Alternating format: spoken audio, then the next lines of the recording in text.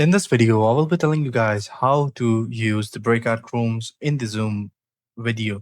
So for the Zoom meetings, you will be able to know how to use breakout rooms and what are breakout rooms.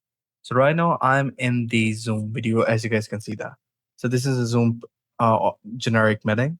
So once you start a meeting, you will see this sort of an interface.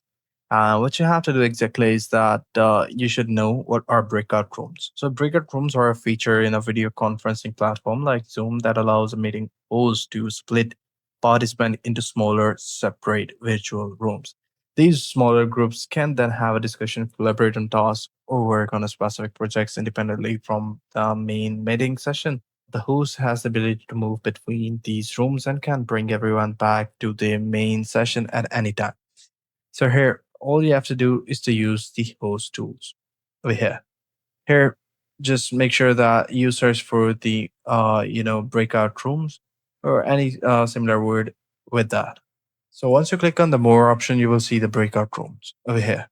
So here you guys can create as many breakout rooms as you guys want to.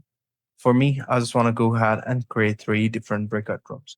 So I'll assign, I just make sure that you guys select these options according to your own preferences. But for me, I'm just going to go with the assign automatically. Then click on create room and the rooms will be created. So this is how you guys can do it. I hope you find this video helpful. If you do, please consider subscribing to our channel. Take care. Bye bye.